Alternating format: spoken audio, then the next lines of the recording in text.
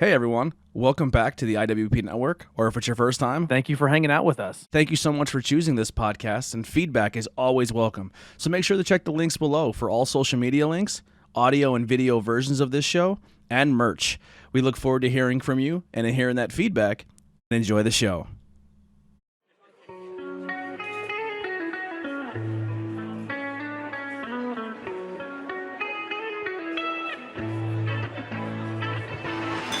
And dreams that fall down from the clouds inside my sleep.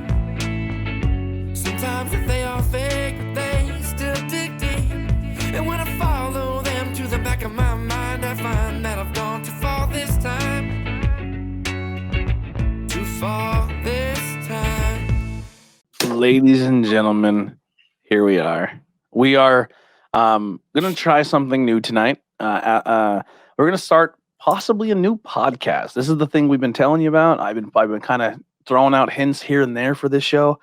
Won't be live right away because we're just trying to do some test runs here. So I think the working title as of right now is Anthony and Alex Ask Questions. And I'm here joined by Alex. That's me. Me and him will be hosting this show, and we have a guest tonight, which we'll get to in a moment here. This is kind of like an emerging show for the IwEP network and the High Tension network. We should probably do a logo where like this is cut in half, so it's half and half. We'll have Work to on see that. how appropriate this is. I don't know if it's Yeah, we'll see if this even makes air. Because we're gonna be diving into stuff here that we're gonna be on thin ice. You know, we're not. The objective of this is to ask questions, find which would be, we'll say, peculiar stories, right? Is that the right way to say it? I don't want to say weird. I don't want to say freaky. I don't want to say gross. We're open to straight, gay, bisexual. That can be a thing. You know, we're not judging. We're not kink shaming. We're going to search around Reddit and Craigslist and the internet and find interesting stories and just kind of ask questions. Well, equal opportunity interest here. Absolutely. Yeah. So so if it's a story where it's like man seeking man, it's not us picking on the fact that it's a man seeking a man. It's just maybe their interests are Man. things we just may have extra questions about, you know? And we are definitely going to add humor to it, but it's not with the intent to make fun of the person. No. Right. We all do things different. Yeah. And Yeah, listen, personal stories. there's times where maybe in podcasts people say dark humor because at the end of the day, you want to be entertained when you listen to a show, you know? Yeah. So I think that's our overall concept here is we're not here to hurt feelings. We're not going to put people's names in, but if you come across fun stuff on the internet, send it to us. Send it to either the IwEP network or High Tension, and we'll read it on the show and we'll ask questions. Everybody who like manages the High Tension is gonna be like, "What is a bukkake?" No, You know, like, why is this coming to our page? And we may put bukkake. personal stories in. Yeah, we may put personal ones. Personal story we'll get to later. Yeah, I have. I mean, your interview with me, you told your fisting story. That's right, baby. Yeah, That's right. Yeah.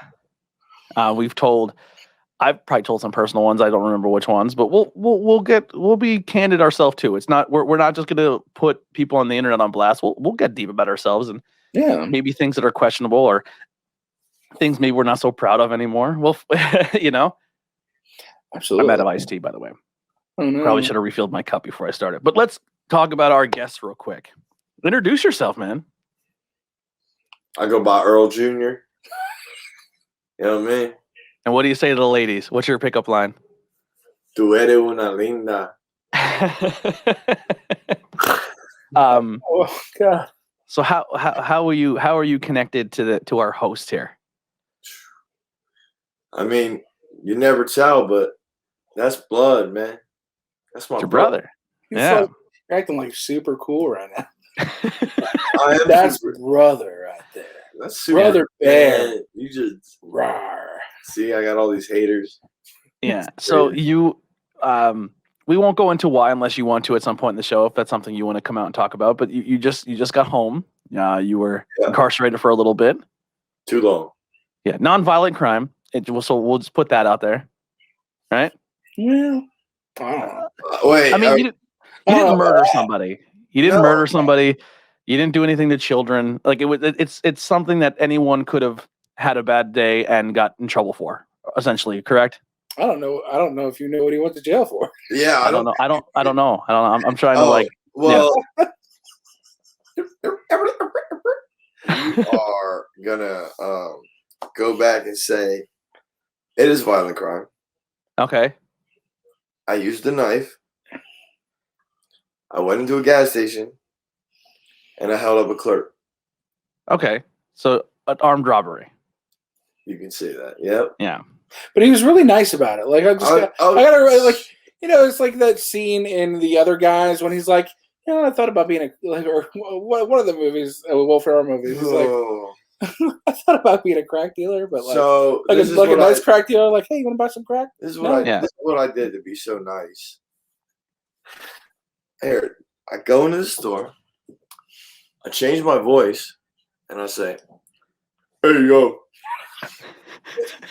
Just Scott Oldham? Yeah, so you Razor Ramon him. Hey, yo, it's the bad guy. I got a knife. Hey, yo, I need some money for my kids. Can I get $40? $40. You robbed at knife point for $40. No. Oh. I said, actually, can I get 60?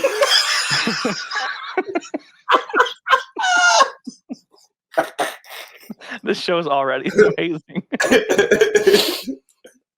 And then, as I turn around, there's a dude standing there, in the like a customer walked in. Cause dude, I put a hoodie over my face and I tied it so I see out of a little tiny hole, and then I went in all different clothes with a pair of clothes to change out of underneath. So you had a plan here. Oh, it was crazy. So I turn around, I can't even see the dude. I didn't even know. But then I see something last second. I like sidestep, and like somebody could have got hurt. But anyway, he was pulling a gun on me the whole time. Yeah, he had a gun like on a holster, and had he not run out the door fast enough, this guy would have like got him. Oh, so you were in one of those situations where like someone's robbing the store and the guy in the next behind him in the line's like, yeah, you don't want to do that. Yeah, oh yeah, pretty much at the end after he handed me the money, that dude came in, I guess. Yeah. Now, without being too, I'm when I say this, I'm not trying to paint you in a bad picture. I'm also I'm a sympathetic person. So at this time too, were you struggling with anything personally? Oh, dude, man, I don't even hide it no more, dude. I was a drug addict, and my drug of choice was heroin. Yeah.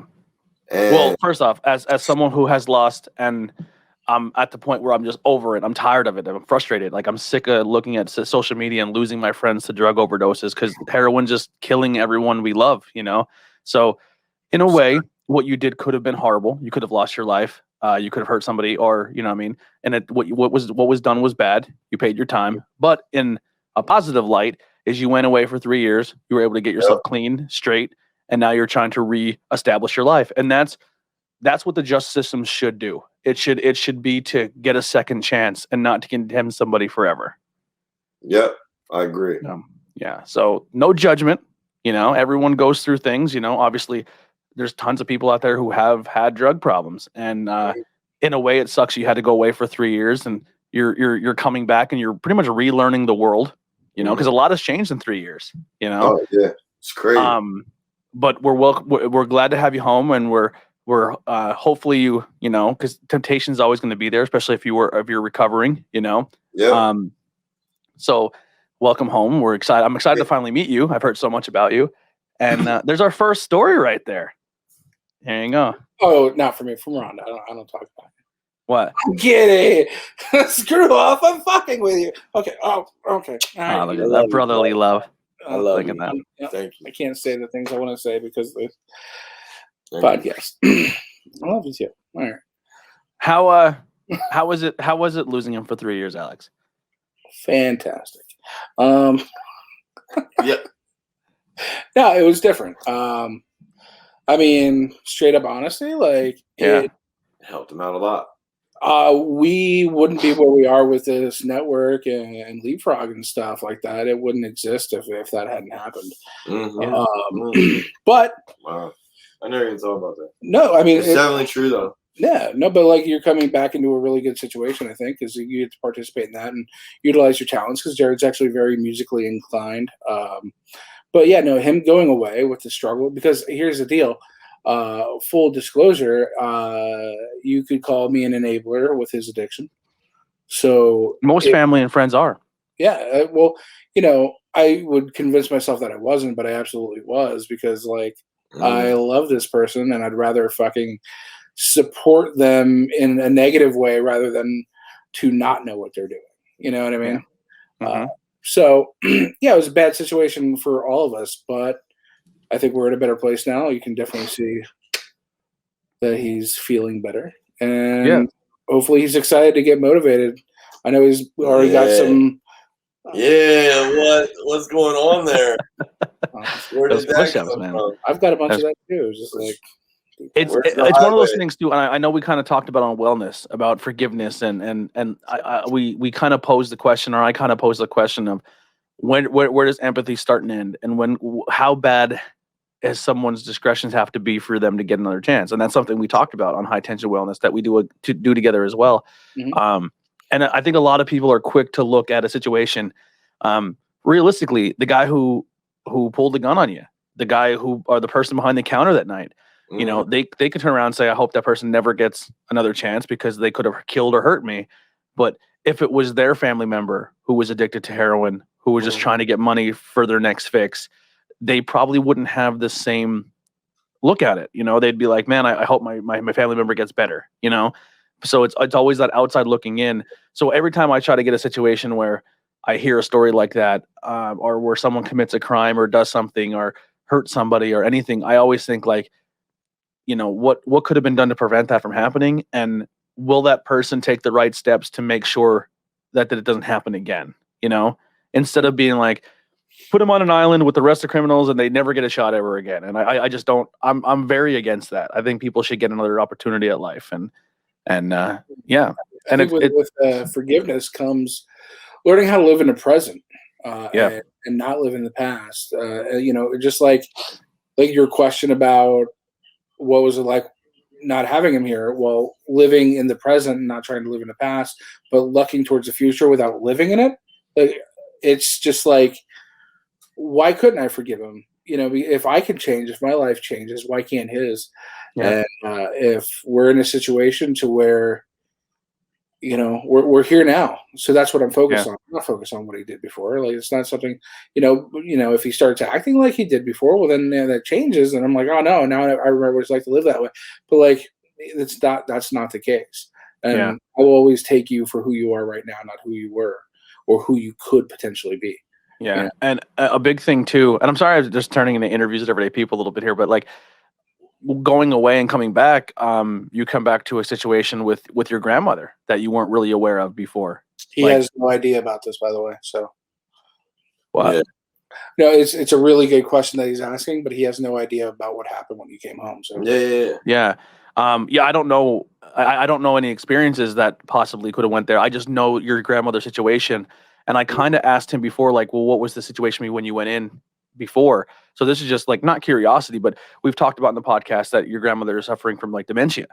Yep. And she has a hard time remembering things, and she remembers different points. And you go away for 3 years and come back, and that's an experience. You know what I mean? Like how like, you don't have to dive into it if you don't want to, but like, did it put in perspective that like, I need to make that change because these are things that like, these are precious moments that I missed out on at that point. Yeah. 100%. Yeah. Like, there's so many things that I know if drugs was never involved in my life, one, my brother probably would be even farther in life and doing way better than, I took so much from him. It's crazy. Yeah. And then, but I think sacrificing the precious memories I could have had is the payout of me changing my life. You know what I mean? So and that's good. That's what people want to hear, is that you're making that change. Worth it. Like, that's how I look at it, because this saved my life, man. I just don't know how else to say it. I'm just thankful that this story ended with an attempted robbery rather than an overdose. an attempted robbery where no one got hurt. You know what I'm saying? Yeah. Then rather than a story of you overdose on heroin, because we've all heard that story too many times. Yeah, and, I'm not trying to be a statistic, man. Exactly. So we'll kind of leave it at that. Maybe it's something we'll revisit on another episode or a different podcast, where maybe if you're more comfortable telling your story and stuff. But on a nerdy aspect too, man, you missed like 3 years of Marvel movies, 3 years of really good video games. I know. He's already been like diving into video games. Dude, hard. let me tell you, Fortnite, bro. Yeah, he plays. Yeah, I play Fortnite. Yeah. It's crazy. Like when Austin Powers just kind of goes and learn, he had to learn 3 decades, but there's a lot that happens in a year. You know what I mean? Bro, when I came out, okay, sucks, but it's true. I smoke cigarettes. So I come out and I go to the gas station. Oh, they're like $10 a pack. Dude, I was like, bro, can you recheck the price? And I made him go check, and he's like, no, dude, this is right. I go, holy shit. Phone technology in 3 years is crazy. You got cars parking themselves. I didn't even think of that. We have self-driving cars. That wasn't in 3 of those 3 years. They didn't have a car that fully was. It was an idea, but it wasn't ever, out there. So what? Yeah. You know what though? I don't even like stuff like that. I'm not into that. I like to do it myself. Yeah. It's interesting. It's a good take. But let's get into our research and what we found on the internet. And I'll go first. I found something in there. I didn't fully read the whole thing because I want to be as surprised. But this is under the relationship advice tag under Reddit. All right. So the headline is, my boyfriend has been getting weird anime porn, and I just want to leave. Nice. All right. Once again, not kink shaming. Here we go. 23 female. I've been with my boyfriend, 31 male, for 3 years now. My boyfriend and I both love anime and manga. We watch this guy on YouTube called The Anime Man, who introduces us to new anime, manga, games, etc. You can always check out Not Cool in High School. We don't really get in the manga or in an anime though, so maybe we're not a good niche for you. But that they enjoy that together. Closer to the beginning of this year, Anime Man did a review on this anime called Redo of a Healer. I'm not familiar with that. Sorry, I'm a little stuffy. I just got my first vaccine shot, and I think my side effect is it makes me feel like I'm sick. It made me my sinuses go crazy. Unless it's just sinuses, I don't know. No, I had a little bit of stuffiness, a sore throat, sore arm, and I was tired. Oh my god, my arm is killing me. Yeah. Remember when you used to play punch for punch when you were a kid? It feels like it. That's what it feels like. It's crazy. Yeah. But anyway, where am I at here? I don't like this anime at all. The main character in this is OP, dude. And that goes around this dude is OP, and he goes around, I'm going to say the word is raping women. That's what because she kind of censors it here, and has pretty much a free use harem of girls. And I hate that my boyfriend enjoys this show so much that he rushes home from work to watch it every day a new episode comes out. So I guess the context of the show she's not comfortable with, because I guess the guys. There is an anime that I was aware of back in the day called Lupin the Third, and he used to kind of get handsy with girls. That was the whole premise of the show. He was like a James Bond, but he'd be like, "Hey," and he would strange. So good. Donald Trump just grabbed him by the pussy. Yeah, I mean, it was good enough for our president. Why not an anime character? Yes, it's weird, man. As soon as you say anime porn, I'm like, tentacles and weird shit like that. That's not for me. This just comes off of just an anime with sexual assault, which is already kind of strange. But anyway, you got a harem of women that you can just freely fug or whatever. That's weird. That's not cool. Not a good start here. But my boyfriend and I had plenty of open line communication, and I expressed my concern as soon as I felt disturbed. I told him basically that this was just a fucked up hentai, and I'm sure animation is good when it comes to the fighting and stuff. But the fact that this dude has all these girls that he rapes repeatedly, I don't even know if we're allowed to say that word. I don't know. We'll find out. I mean, we can say that whatever. That he follows around like a harem, harem, harem, harem. It's like a stable of women that is there for your pleasure. It's a very Middle Eastern chic-y type of I'm learning stuff. All right. I don't like the fact that he's so into the show, and I don't like the idea that he might masturbate to it. Whenever a new episode drops, I just leave the room because I don't want to watch it with him. It's fucked. Or just the fact that it might turn him on. He told me he has no interest in masturbating to this show and has genuinely enjoyed it, but I don't see how one can genuinely enjoy watching anime girls who get raped every episode. It's a big part of the show, and he made it clear he's not going to stop watching it despite my concerns. Okay, this is where it gets a little dicey. So my boyfriend and I usually have sex 5 days out of the week. They have a healthy sex life. All right. Get it. Our sex was very healthy.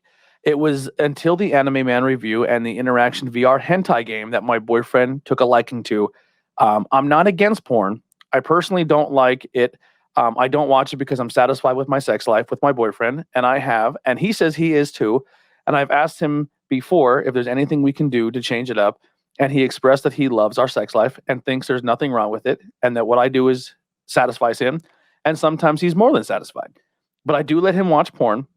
I understand that there are needs that he needs to do to release, and when it becomes interactive, that becomes a problem. And this game is fully interactive. You can make your own anime dream girl and interact with her in a hentai game to make her do whatever you want. So there's more here, but we'll take a break here. Because we're gonna search this game. Yeah. I agree. So I watch porn. By the way, 3 years, man, the porn game has changed in 3 years. I don't know. I think it was like 3 seconds. So I got wet. Yeah, you get like 30-second trailers back in the day, and now Pornhub is like you can get full videos. Yep. Yeah. What did you say? He said he only had like 3 seconds to do his thing. Like back then, porn clips were super small. They want you to pay. No, he didn't get it. He didn't catch it. Till you when I got wet. I don't like that. I'm not sure what happened there. He's like talking about coming. Oh, okay. Well, that's part of that. That's part of watching porn. That's hopefully the end. 3 seconds. Yeah. But I can see that is a thing in relationships where the partner don't like when the other partner watches porn. I would say I have a healthy sex life, but sometimes I need some alone time. We'll say, Sure. And not and he knows where he likes it. You know what I mean? Exactly. I know the combination of my own safe. I can get in, get out. I'm not there all day. I have a bad body. Sometimes the act of sex is painful for me. So I just lay in my fat back and just go to town. But anyway, I can definitely see like where it becomes interactive or a video game, or that it's kind of like that Dark Mirror episode where he's going into the virtual reality video game to have sex. Oh yeah. Oh no, that was so messed up. Yeah. I think that's a borderline thing there. Now it's in the same realm as porn, so I think if you're taking time away from your partner, there could be a concern there, and that's something you and your partner would have to talk about. But the fact that like you're kind of in control of the girl, and you're already kind of suspect because you're watching a porn where a guy has that dominance over a woman, and then you're like in control of this character and you can do whatever you want. I can see her concerns. It's kind of like when a kid's like torturing animals and you're like, hey, that's the first step to a serial killer, Yeah. If you're watching like that though, like it's the virtual reality aspect. So you're thinking like, okay, well, it's virtual reality, so it might be breeding terrible subconscious behaviors, but then you kind of are on the opposite side of the argument, like don't ban GTA because exactly. The reason I laughed is not that he had behaviors. Is I'm just trying to remember like being a kid and watching porn and trying not to get caught. Like, could you imagine now with kids with VR headsets and they have no idea what's in the room, and like their dad walks in and like and the dad doesn't say nothing, the kid just like looking around the room and he has no idea he's being caught. I will be honest. I tried watching porn on VR and it's fucking weird, man. What? I would be looking around the room too much. Well, yeah, I'd be like, what's going on over there? So, yeah, like, oh my god, how do they not get the cameraman in this shot? Like, I know he's clearly right there. Like, like holy shit, they should repaint the ceiling. It's because they have to film all of that, right? Like, yeah. So there's a guy's job who was just like, I need to film the right of the porn, So like the act is happening, and you're just like, look out the window over there. It's a nice property. There's probably like 12 bedrooms in here. Yeah. Anyway, so I agree. This is still kind of concerning. I'm not saying that this guy. I'm not judging this guy or saying that he's doing anything bad, but it feels like if you're into extreme gratuity to the point where like you're then you're kind of incorporating into your sex. I don't know. It's strange. We'll see. We'll see where this goes here. There's more. Yes, he promised he wouldn't play the game ever again. But our sex life was cut down to 2 or 3 days a week, and I noticed he was kind of more protective over his computer. I have asked him why our sex life isn't as healthy as it was before, and he doesn't seem to have a real answer. When I ask him about the game, he doesn't have it anymore, and that he deleted it because he loves me, and the game is not worth losing me over. But he's kind of checking his history, and he's not letting her near on the computer anymore. He's being a little shady. We haven't had sex in over a month, so they were going 5 days a week, went down to 2 or 3 days a week, to not having sex for an entire month. The whole month without sex, I don't ever go through his things, but the lack of sex and the lack of explanation made me morbidly curious. So I opened up his laptop, and there was literally a tab of the game open, and I didn't even have to search. It was right there. I haven't talked to him since finding this 3 or so days ago, and I'm thinking of just leaving. I feel heartbroken knowing that he is getting off to pretending to fuck other girls, knowing this hurt me so badly in the past. His lack of explanation of the dead bedroom just makes me want to straight up ghost, pack my things, and leave. That he can have his anime dream women, and I'm sure I can find someone out there who's willing to be loyal to me. Yeah, man. Like if you're gonna be into your adult film and your porn, it can't take over your actual sex life, because in a relationship that's a healthy thing. Like especially if you're very active and you're just like, I'd rather go do my virtual thing because you're not fulfilling. That's hurtful to your partner. Your partner can become self-conscious, where she thinks she's not good enough for you. Maybe she, like when you're making your dream girl and she's skinny or she has a large chest or this or that, you can make your partner self-conscious, and really. I feel like Dr. Drew right now. This is crazy. It's kind of weird where this show is going. But yeah, what are your thoughts on this so far? Yeah, no, for me, I think it's weird as shit. Like in the sense that it's like it's a cartoon, and I can't get into that. Like is a cartoon worth losing a real life companion over? Yeah. And I don't mean like it's weird. Like in moderation, it's not weird, right? But like in excess, it's a little much. So the first comment here is this the same guy that broke up with you a couple months ago because he caught feelings for you, but he doesn't want to be in a relationship or tied down? And she writes back, yes, he ended up coming back to me because he loves me too much to lose me. But then I found out this newfound anime porn, a weird obsession. We weren't even apart that long. But I mean, this hentai is one thing, but this interactive VR porn game where you can have, again, interactive virtual sex with a customizable girl, and the anime is one of the biggest running themes in the show. And this guy is going around raping whoever he wants to heal himself, and these girls just follow him around like the Harlem. And it's just not okay in my book, and it's one of the things that makes me want to leave. But I love him, and it's hard. Yeah, I'm just trying to see what else. Because people can, like, it's a thread, obviously. Like, I have, like, a side note. Like, hentai, not my thing, dude. Like, I'm just not I'm not into that. But, like...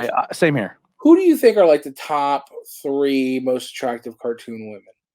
Like, I don't even think... Right? I don't even, like... So I can say, like, if that was a real human, they would be attractive. But I think the thing that drives you to thinking a cartoon character is attractive is... they're almost an unrealistic expectation of what a human should look like, and sure. And they're so when you think of it, like Jessica Rabbit, she's built like an hourglass. That's ever dressed up as Jessica Rabbit is ever Jessica Rabbit, Yeah, some girls are like thicker, and I'm like, ooh, I like that version of Jessica Rabbit because it's a real person cosplaying something, and it's a real body. It's weird to me when not weird to me, but like I don't see like where people are like, I'm attracted to a bunny. Like a Lola bunny? Right, yeah. No, I don't. Well, so I don't mind if you're attracted to it, right? Because they're obviously sexualizing it on purpose. Yeah. But the problem is when you're outraged that it's become desexualized. That's strange. Yeah. Mm. I just feel like if you're at the point where you can watch cartoon sex, like at what point is like you can just draw nudity on a piece of paper and be like, that's good enough for me. You know what I mean? I think realistically, and this is even someone who consumes pornography, you do become desensitized if you do too much. You're absolutely. You can get unrealistic expectations of what sex can be. It's like anything you consume. If you consume too much of a certain type of media, if you consume too much of a violent video game, and you're not mentally stable to handle that, because you can. I think that can be a thing. I don't think video game. It's weird because I don't think video games should be banned, and I don't think it should be something. I don't think it creates a monster, but I think if someone's already think it's therapeutic in that violence in a video game can decrease your want or need for violence in real life. Maybe, yeah. It's a way to be like, I'm taking my aggression out. It's whatever. But I think if you go into the video game where like I want to be a killer, so I'm going to go play Grand Theft Auto, and that's going to scratch my itch. I think maybe it's going to grow into something worse. Yeah. Yes. So I think you need to have the right mental capacity for certain things. Like I think video games are healthy for people, but I also think if used improperly, just like anything else, it could be a bad thing. So if you consume porn and you're into really rough porn, let's just say, like where girls are being hit or choked or spit on or degraded, and and you consume that to the point where that's the only thing that does it for you. Yeah. And then you go to have normalized relationship love with your partner, and then now you're like, is it cool if it's not okay, and it's a challenge. It's definitely a challenge. It's like when you get so far into your kink or your fetish that like regular sexual intercourse is not interesting to you. Like it's unfortunate, I think, because not everybody. It's going to be harder to find a partner that way, because like some people aren't going to be into that. I know I'm not into that. Like a little bit of a personal situation here. I remember I was with a girl once. We had went on this vacation, and it was going to be our first time, and we went on this vacation, and she's doing things to me, and then all of a sudden she like slaps my ass, but like really hard, and I'm just like, whoa. Oh, I'm not into that. I got beat as a kid. Violence for me is not like, don't pull my hair, don't bite me. Like not even that. Like I just like I already have like a hard enough time like with like my ADHD to even like focus on like, okay, I'm turned on, let's have sex. Like I have to like personally be in the mode. If my brain gets distracted at all, like we're done. I'm done. Here's something that I do sometimes. It's funny. I'll be having sex and I'll catch like the alarm clock in the corner of my room, and I'll just stare at the numbers, and I'm like, I wonder if I can just sit here and stare at it until it changes from like a 2 to a 3. It's so stupid, but like that's my ADHD. Like, like I literally almost have to be drunk to actively like not get distracted. So like when she slapped me, I went from like beep to beep, and she's like, what's wrong? I'm like, that was weird. Yeah. Dude, like my brain, it has to be shut off, and you just like activated the shit. So I think this girl did the right thing by openly communicating with her boyfriend. Now, obviously, this post goes on to say like they had issues before, they had a separation, and then they went back. So it already seems like maybe some of this stuff was toxic to begin with. She expressed to him she wasn't comfortable. Then he played the game where he was then hiding it from her and made a clear choice in the bedroom when they were going from 5 to now not doing it for a month. Now what that does is that creates a woman who is now going to be anti-porn or like this is something she actually cared about. This is something she was into. She was into anime. She was into that stuff. It's like trauma.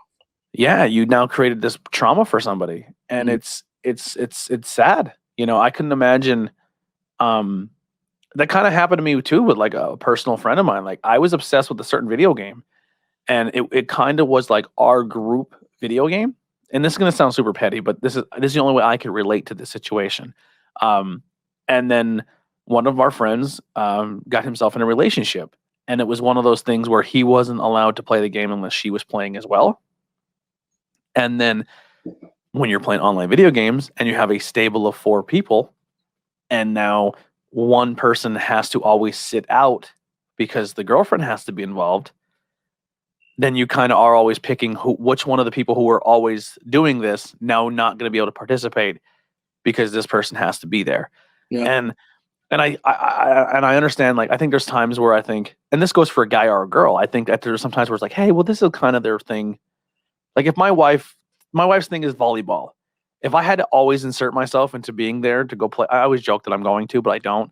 But if I was like, I have to be there every time, I feel like there's some kind of trust, not so much trust issue, but like some attachment issues, you know? And it got to the point where, like, for the most part, I was always the one who would get pushed out and I wasn't allowed to participate. And I would be in a party listening to them play, and it kind of ruined the game for me. And it was a game I really, really liked. And and then when the new version of it comes out, it's like, I don't know if I want to play it. Like, you know, it just kind of lost that luster for me.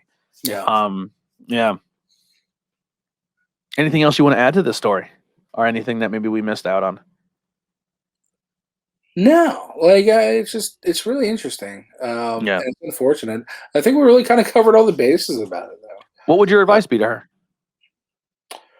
If it's that important to you, if it's like diminishing your relationship, and you know the sexual aspect of that relationship is important to you, and if you feel like you're being neglected on whatever level, if the conversations you're having aren't working, if you're being deceived, then it's time to go. Like, you know, I would agree. It's time to leave. It's a major thing to have, whether you're in a relationship or not. Like, I think my personal learning recently is, if you're being disrespected in a relationship, it's okay to leave. You don't have to feel guilty about the other person's feelings, because, you know. And when we say relationship, this could be friendships too. If you express to a friend, like, hey, I don't like that you do this. Now I'm not telling people that they have to change all the time, but if someone says that something you're doing is making them comfortable, you have to be considerate of that, you know? Absolutely. Yeah. I mean, I'm guilty of that sometimes. Sometimes my humor doesn't always land with people, or my personality, and they're like, hey man, that makes me feel uncomfortable. And maybe I slip up a couple times, and then it's like, it maybe ruin a friendship. And I'm very well aware of it. And that's why it makes me very self-conscious when I meet new people. You know what I mean? Because it's like, because I cope with dark humor. Like, dark humor to me gets me through things. So like, if I have a death in the family, or if I have something that's traumatic or that has caused me trauma that then comes back up again, I handle it by kind of leaning into it with the humor. And then when someone else tells me a story of their trauma, I kind of, to make myself feel comfortable with the story, I kind of lean into that humor, and then I express it, and they're like, well, that was insensitive. And I'm like, you're right. But that's like when something weird happens, I have to make myself laugh, or make myself like, I have to like address it or make a joke, which is not always great. And that's something I'm working on, but like, that's my way to like, maybe just trick my brain to like not be uncomfortable, you know? It's weird. It's a weird thing. I don't know. I'm still trying to figure myself out. I'm the same way. Like, I remember Rhonda had a family member, somebody died, and I can't remember exactly what I said, but it was like, oh, they died that way? Well, that's ironic because of this punchline. Yeah. It wasn't funny to her, and I'm like, you're too close to it, because that's hilarious. Yeah. Yeah. But no, it's insensitive, but at the same time, it's like, it's how I detach from the reality of that situation too. Yeah. So do you have a story over there? I do not. This is so impromptu. I wasn't necessarily. Yeah, this was very impromptu. We're just kind of like, because I literally had to break down my whole podcast and then set it all back up tonight. And you're like, hey, you want to record something? And I was like, yeah, we could figure it out. I'm trying to look for another one here.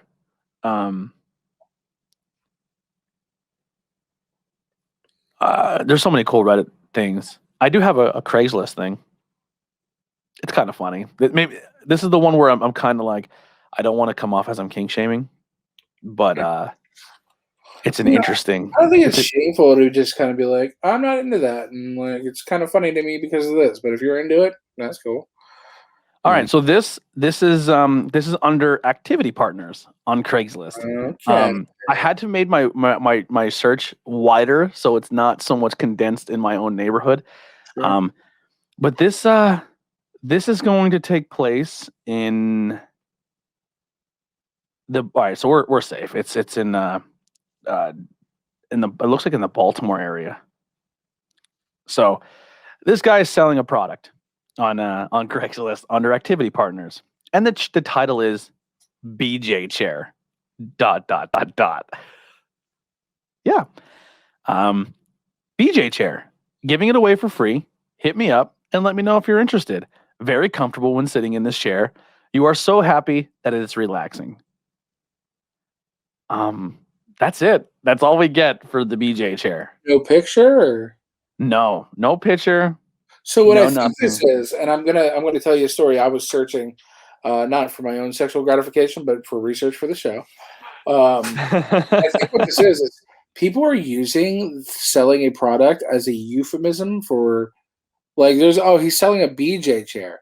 This is a euphemism for, like, I want to get my pee sucked. So he's saying I'm selling a chair, but what he's trying to say is I'm willing to pay somebody for a BJ.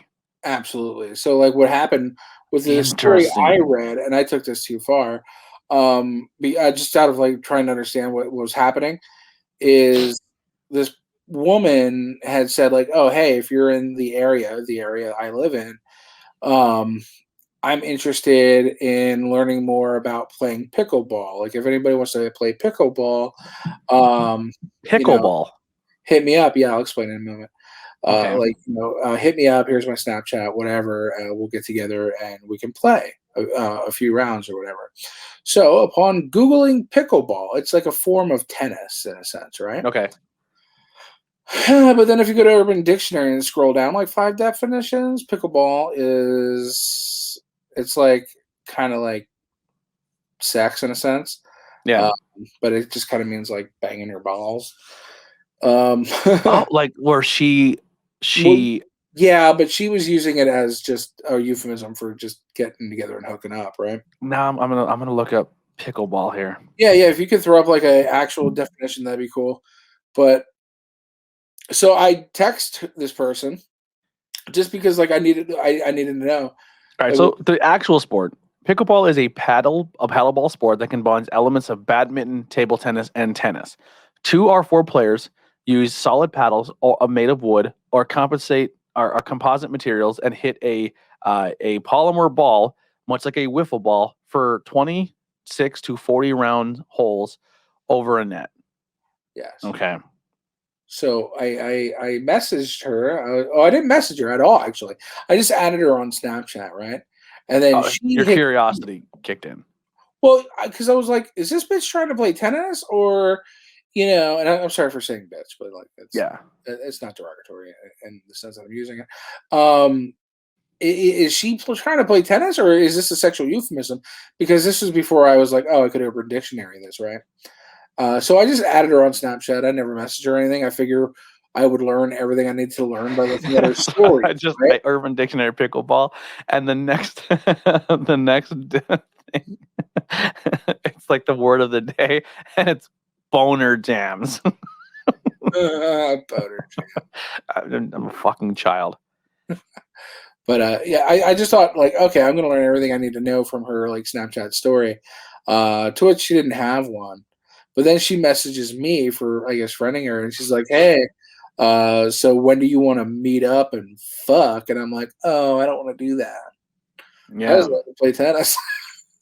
Yeah, the pickleball is a combination of tennis and ping pong, future Olympic sport, way to determine friend status, or a sponge worthiness. So I don't see on Urban Dictionary a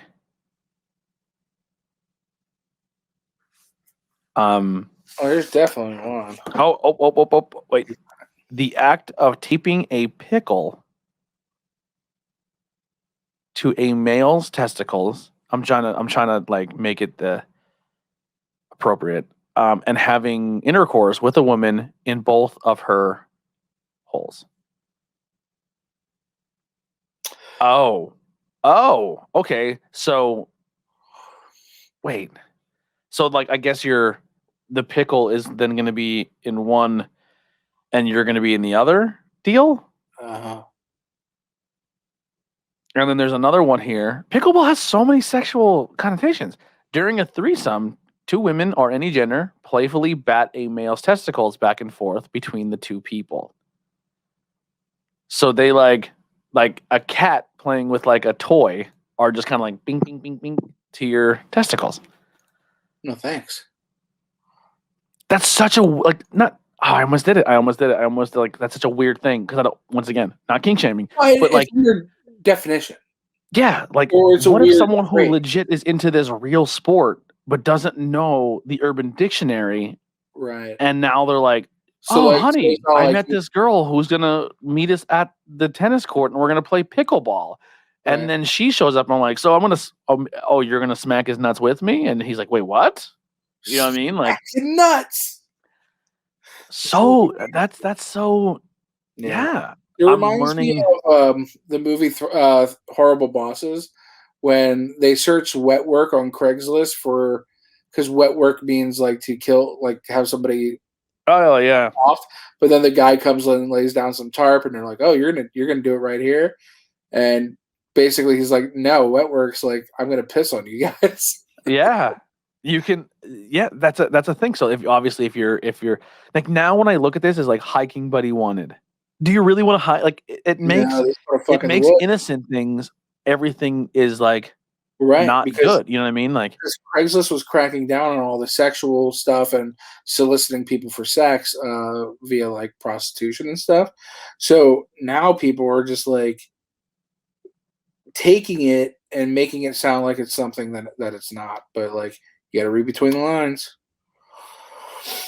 so here's And one: that a much bear looking for a cub or otter. What's an otter? It is. So you know what a bear is. A bear is like a hairy, larger man, like a dad bod guy, So I right? think an otter is the same thing but smaller. An otter is a thinner, younger version of a bear. Has nothing to do with the animal. Power bottom. Oh yeah. A bottom that acts as if he's a top. My thought of power bottom was different, but okay.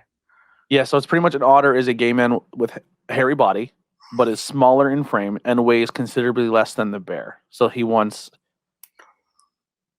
Okay, not judging. Just I'm learning. We're learning here. This is educational. Cub. I'm just gonna look up cub. A cub is a term used in gay circles to describe a young, husky, hairy gay man, essentially a younger bear. So bear is, I guess, like an older dude. So like a cougar as a woman.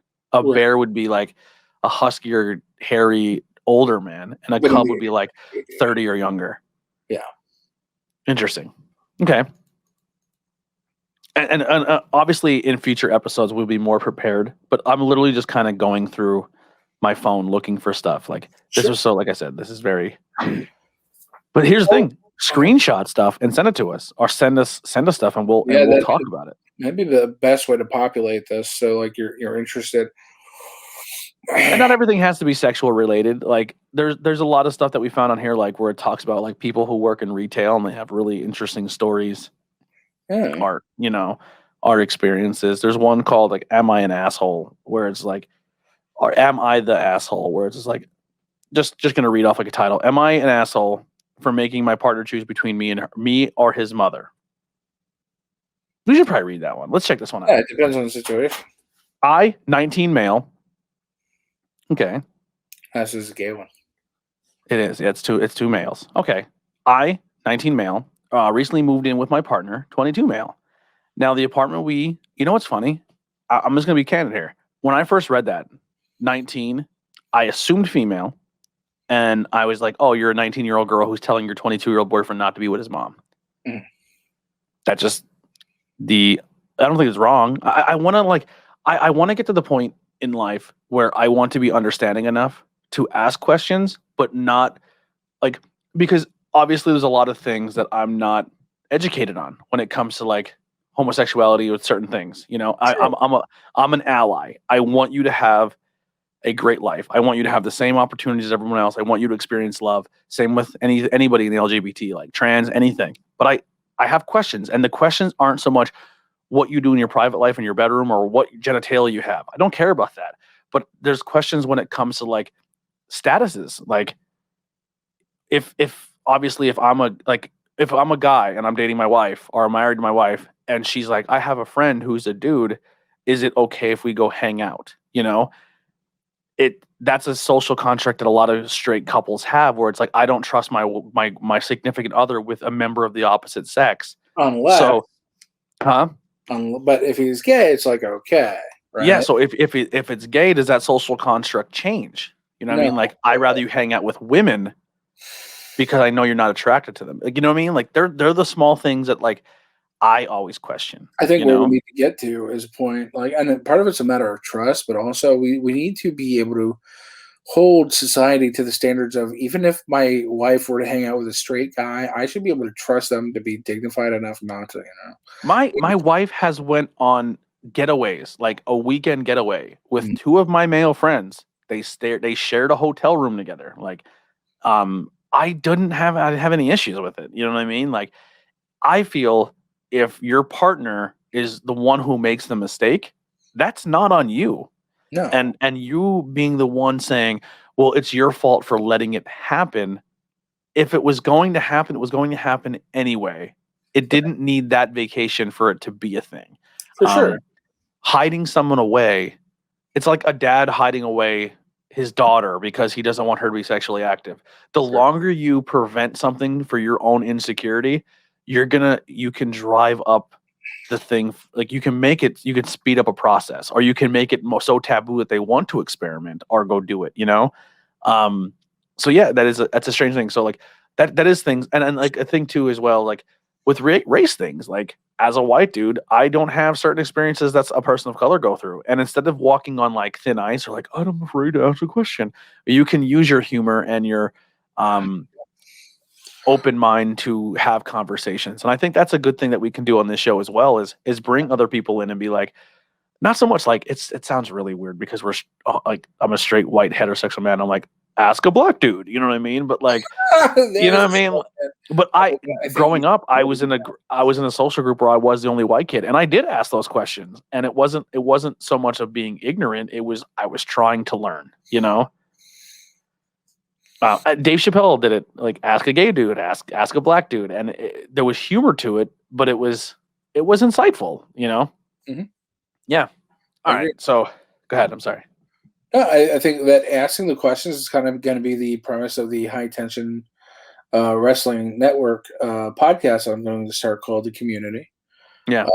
Where like I'm not necessarily going to ask questions. I want it to be more of a free form conversation, but centered around a topic that I want to learn more about, or I want people to be more aware of.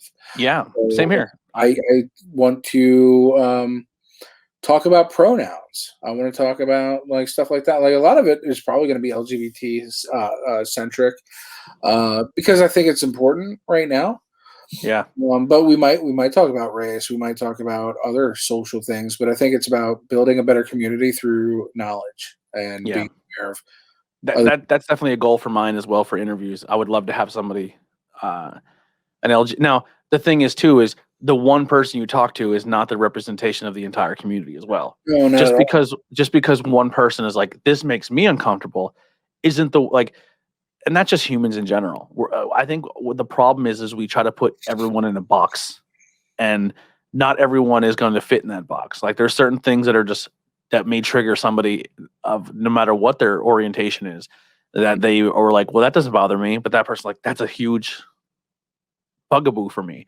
And instead of looking at it as, oh, it's just a person who doesn't like this thing, it's like, well, I have a gay friend and he doesn't like this. So I think that's a thing that all gay guys don't like.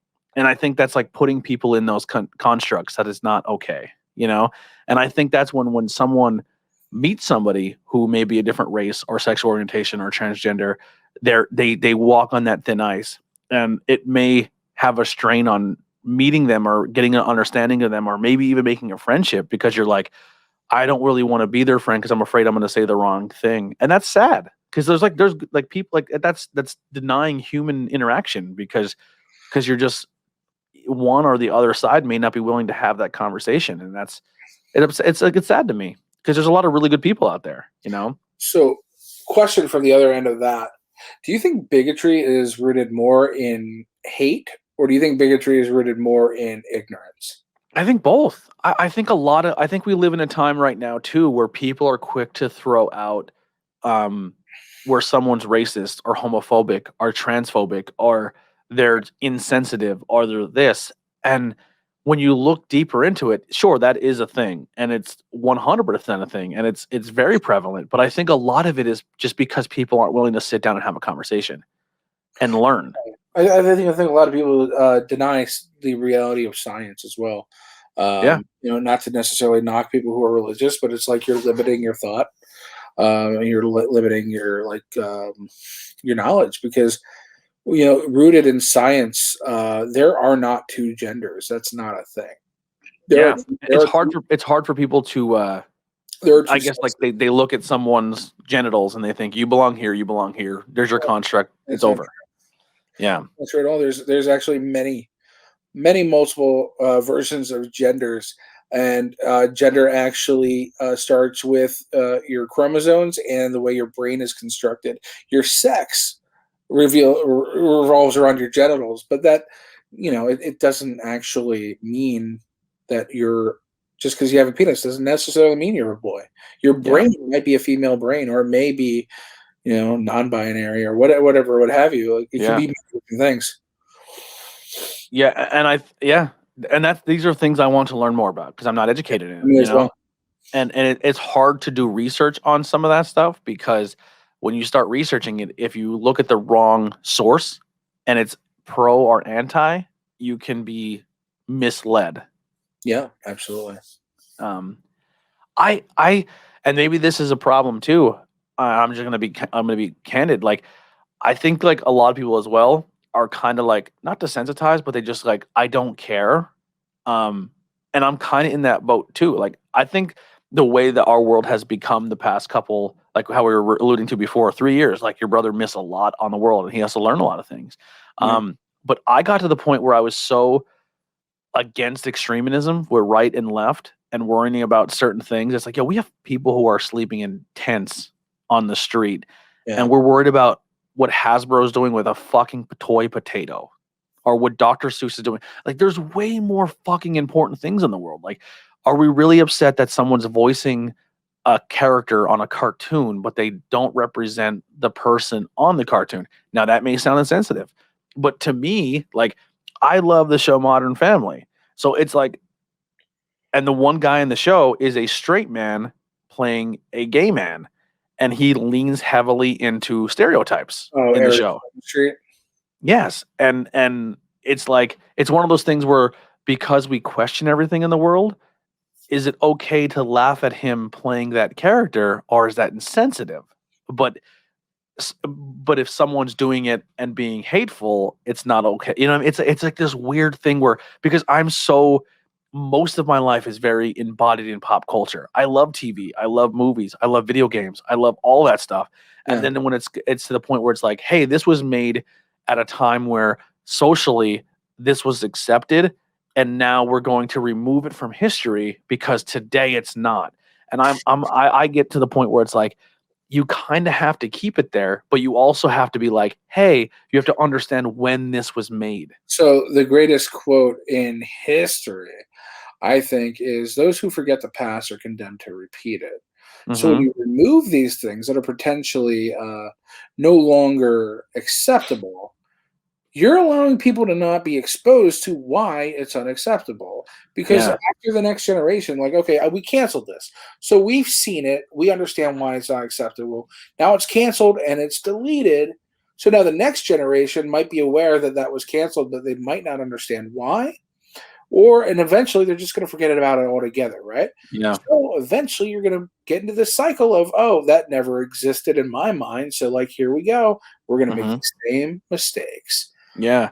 No, keep on to learn from it. Like, the whole story may not be bad, but like, just because Donald Duck was a Nazi in an episode or two doesn't mean dominant Donald Duck is a decent dude. Mm-hmm. But like that's the thing too. Is like, Well, that's marketed for kids. You shouldn't have Nazis in it at all. But then you Right. look at Captain America, whose entire origin is him beating up the Nazis. So it's okay to show them if they're on the losing end, but it's not okay to like show them for what they were at one point in time as being in power and being like not the hero, but in some people's minds at that point in time, they were the hero. So if you tell your story from that viewpoint, you're we just went through a point in time where half the United States thought that they were the heroes, and they were not. Yeah. Or the other side maybe thinks they're the heroes, and maybe they're not. Who knows? We don't. No one really. Everyone's kind of set in their one mindset that they're not willing to look at the other side's mindset and see where they're at. It's strange. Like you take such a position.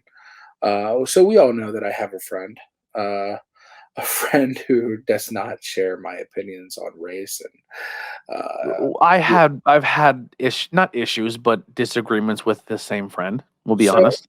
My issue with this is like, why do you feel that you need to have a public opinion on this?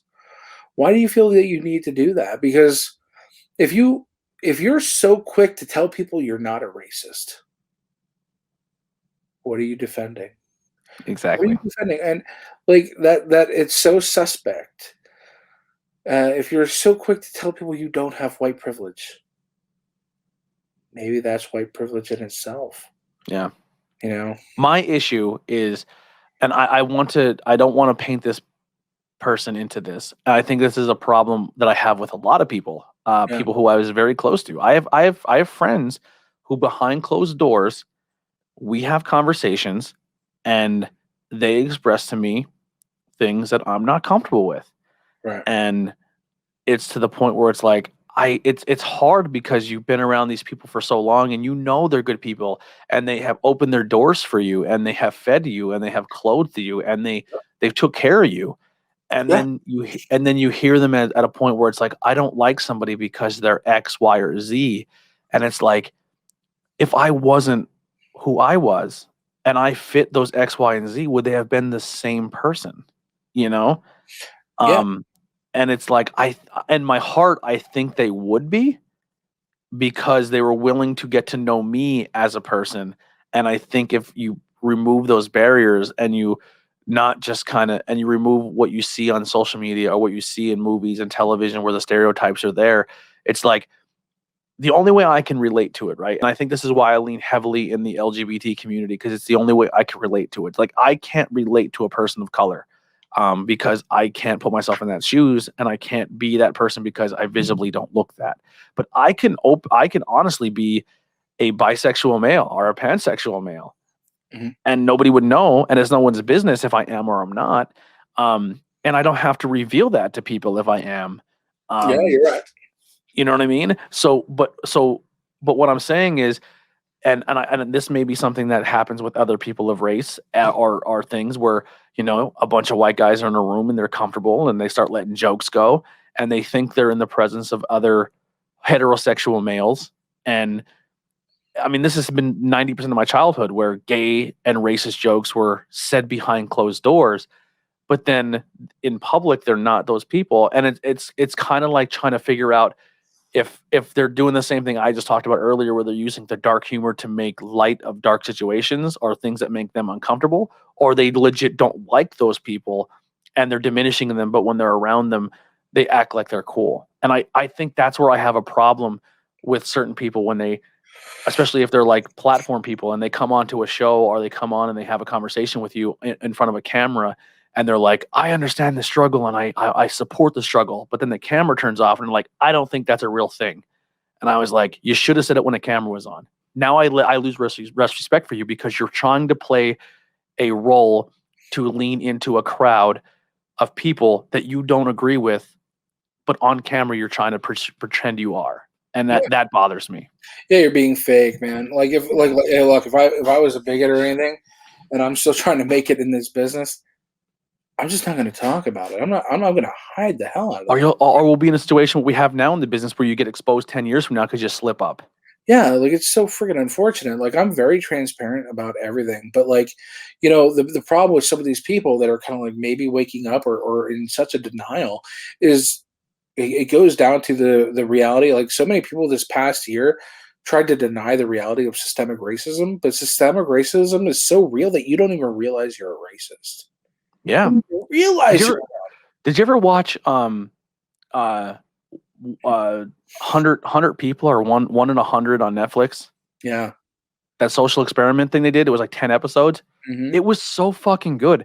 And it really showed that bigotry and racism and discriminatory behaviors travel with every race.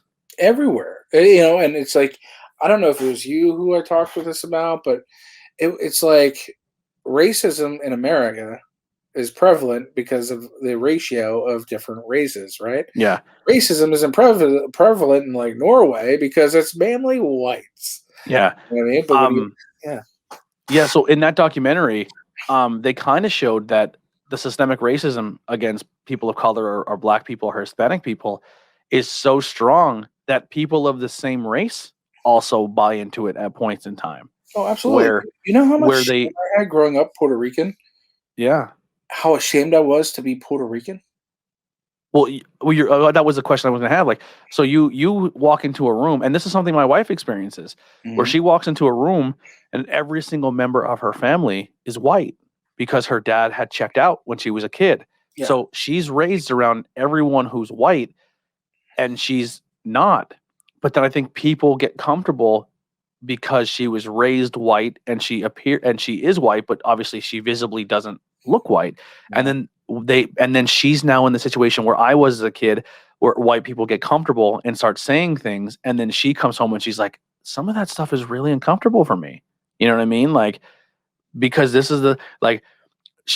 I've been talking to her, and we make jokes about it, and her Asian is the brunt of a joke, but it's one of those things where we both lean into the dark humor. But it's something we've been talking about for a long time, where Asian people get fucking treated like dog shit. You know what I mean? And I'm not trying to have like the Olympics where first place black people, second place. You know what I mean? Because it's across the board. You know, everybody's getting the poor end of the stick here. Yeah, but it's like one of those things where she's even growing up and being around Hispanic and black people, like it's almost like socially okay for every race to pick on Asians. Mm-hmm.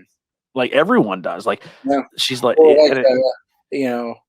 we're not deemed like Asian males are not deemed as sex people, like our sex icons. Like you'll never see an Asian man win hottest man of the world. Like they're not like a lot of times you see like an Asian man, it's kind of like a joke and they're not seen as like sexually attractive. But Asian women are put on a weird pedestal where they're super hot because they're Asian. Like, you know what I mean? It's a weird construct. Yeah, there's a musical called Avenue Q on Broadway. It's one of my favorite. But in the song called Everybody's a Little Bit Racist, which is a phenomenal song. It's very poignant. Leaning into dark humor, but teaching. Right. So like, this is a Muppet world, by the way. So there's Kate Monster, and then there's the guy, I think his name's Rob. And he's like, hey, I'm going to tell you a black joke. And then Gary Coleman walks out and he's like, hey, are you telling a black joke? Well, that's not right. And he's like, okay, well, you don't think that's okay, but or do you tell Polak jokes? He's like, haha, yeah, dumb Polacks.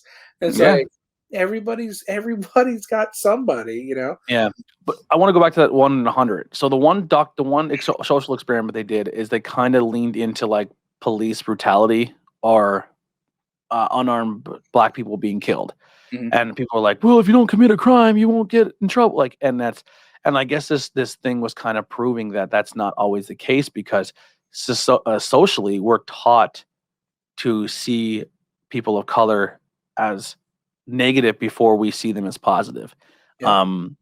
For a long time in movie and pop culture, they were always painted as like the criminals or the ghettos or the hoods, and that's where all the crime happens. And you can't go there or you'll get killed.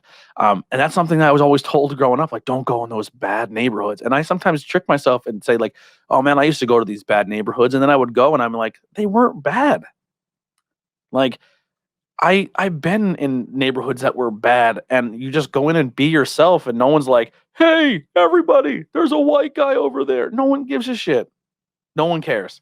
Yeah, man. They think I was a cop sometimes, but But for the most part, like everyone's chill. You know what I mean? Like if a white, like sometimes if a white dude walked into an all black party, they'd be like, ah, cool. You know what I mean? But if a black guy walked into an all white party, everyone's like, oh no, hide your belongings. You know what I mean? It's like, wait, why?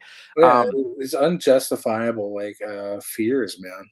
Yeah. So this experiment they did is they had barriers, as if like it was like a shooter game, right? So your objective was when someone, and they use real people, not cardboard cutouts, real people. So when somebody would pop up, they would have a weapon, like a gun, and then you had to, like a laser gun, shoot them because you're defending yourself. And they would go through the whole thing the whole time, and they'd be like, white guy pop up, gun. Asian dude pop up, no gun. Black guy pops up, no gun. And they would do the whole thing over and over and over. And at the very, very last, well, not very last, but somewhere in, and they'd always change it, this black guy would literally just pop up and he would be looking at his phone. And they did this experiment. So every time they did this experiment on Netflix, it was with 100 people. And this 100 people varied on sexual orientation, religious beliefs, race, ethnicity, everything. Like it was a broad age. So they got like millennials and Gen Z, like anything from age 18 to 70 were a part of this experiment. And shockingly, I think it was like 95% of the people in every situation shot the black guy holding the cell phone. And that was white people, Asian people, Hispanic people, and also black people. Yeah. And it was, and almost every single time it happened, when they realized what they did, they would break down and cry. And they're like, if this was a real situation, I just killed somebody because I was mentally wired to think because he's black, he would have a weapon, you know? Yeah. And, yeah, it was very shocking. It was a really good documentary. And the sad thing is people put those types of things out and it's like, this is just that liberal media trying to brainwash you. Like, no, it's an interesting social experiment, you know? Yeah. Yeah. And like, I think there's a conspiracy out there, right? Mm-hmm. I don't think it's a conspiracy. I absolutely think it's a fact that like, everything you just described about like bad neighborhoods and to be afraid of these people because of these things, these places because of those people, it's all been done intentionally to keep us divided. To keep us divided as people, like, and we're seeing it get worse and worse and worse. And it's like there's so many people that are aware of this, and it's like it's sad that no matter how aware you are, we're such a like in the now kind of like community where it's like, okay, well, what's next? Because like movies, TV shows, we're always looking at what's next. We don't like, okay, oh look, the UFO, like, okay, maybe that's not real, right? Yeah, like, we're always so quick to dismiss something rather than be like, hey, this is a problem, let's fix it. You know, because we just had the whole BLM shit. It was in the news, right? Mm-hmm. And when we say shit, we're just using it as an adjective, not saying that it's bad. Yeah, no, I mean that. Like, trust me, I'm a big supporter. But well, that's the thing. Casual conversation. If someone who's listening, I think everyone so much has their guard up when they consume media now that it's like, well, he said BML shit, so he means he doesn't like it. You know what I mean? That's why I want to really address that stuff. Yeah. You know what I mean? Go ahead. I'm sorry. I know. I just think like it's like why the whole time I was so in distress, right? What I was in distress about was I hope this doesn't stop. I hope it doesn't lose momentum. I hope there's change. Sure enough, a couple months later, it just stopped. Yeah. Right. Well, yeah, because the president fucking declares. It's starting to come. It's starting to come. Yeah, it's starting to come back now because I hope the trial is now coming in where they're. I don't. You know what's crazy? Is we got to the point where we were watching people get killed by police officers in the line of duty so frequently that like anger and everything was kind of getting to that point. And I'm going to be honest, I was in that point where it was just kind of like, who cares anymore? You know what I mean? Like it was just so easy to dismiss it instead of trying to make change. And I think that's where a lot of people are getting to in general, where we're just like, I don't care. I don't care. It's kind of making people selfish, where it's like, I'm so sick of trying to relearn things and restructure myself and learn about this or learn about that. It's like I'm going to see people as people and just not care.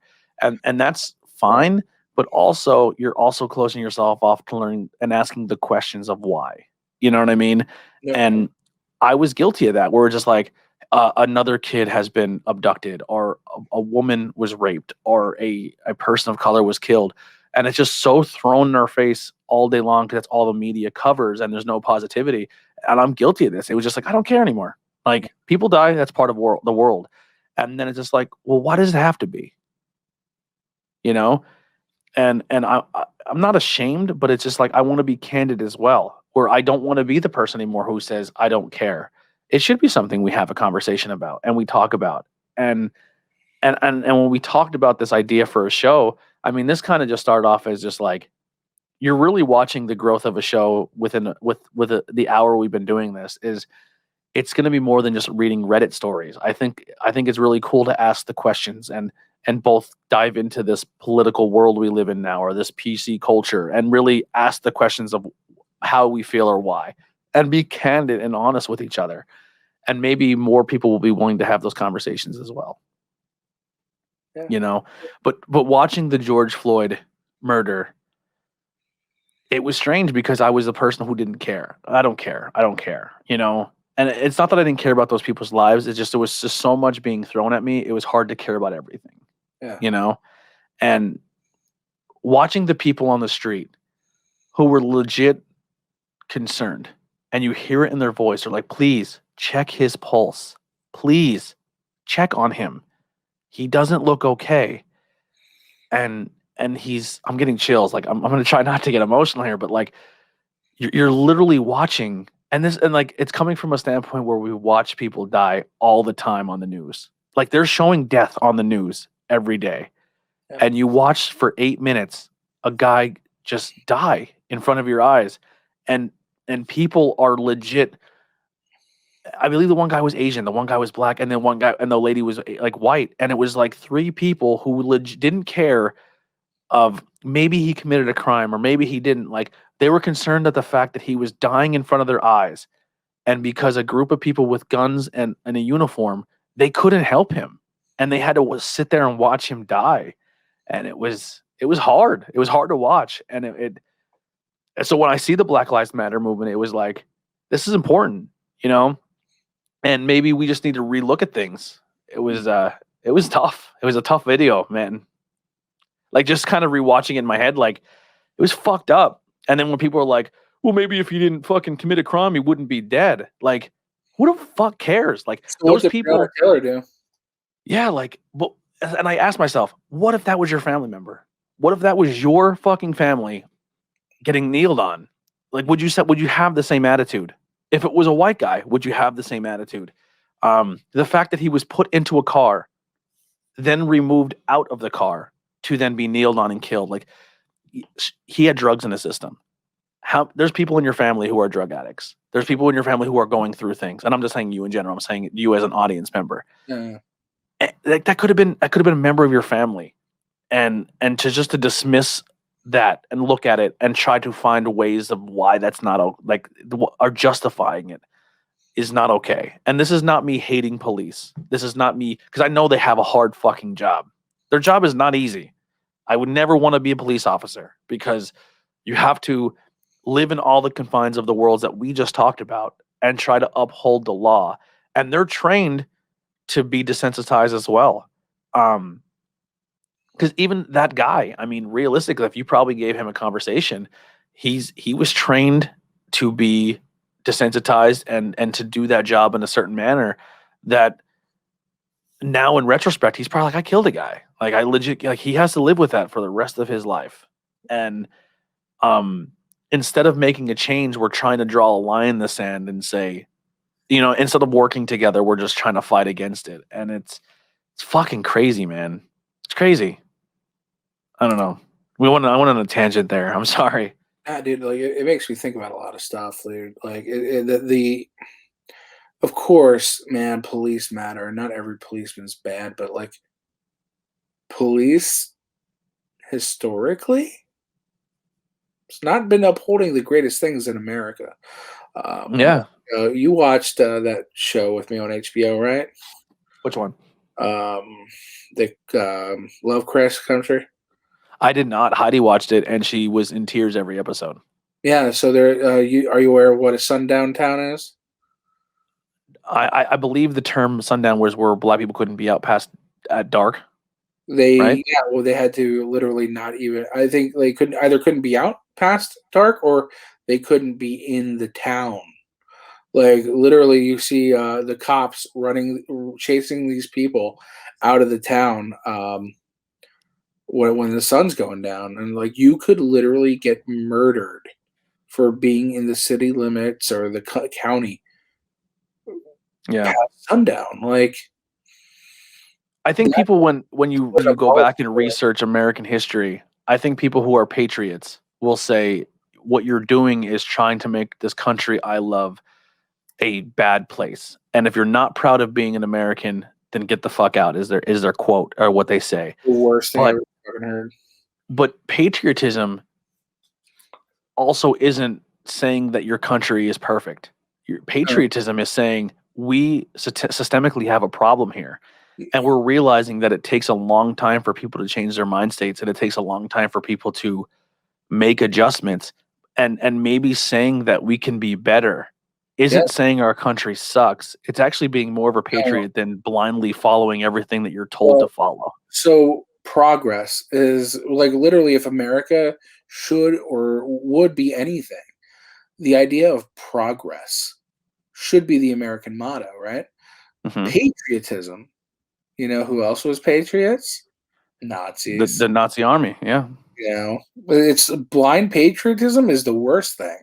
Yeah, it really is. Like you got to question things. It's literally in our Declaration of Independence to not trust your government. Why? Because we had to separate ourselves from a shitty government, the monarchy. Like, yeah, we're so dumb. And you know what I love? You know, I personally am a Second Amendment guy in a sense. Like I support that, but to say that it's my Second Amendment right, you can't take my guns, you can't do this, and you can't do that because it's the Second Amendment. Do you understand what the word amendment is? It means it's already been changed. You had to amend the Constitution to put that in there, which means it could be amended again to take it out. To say that anything that is an amendment is your right, like that's another one I'm torn on. That could be a whole other episode, but it's like, how can you watch people get killed with these weapons and be like, they're you can't keep watching a problem happen and be like, it'll fix itself one day. No, we have to as people address it and figure something out.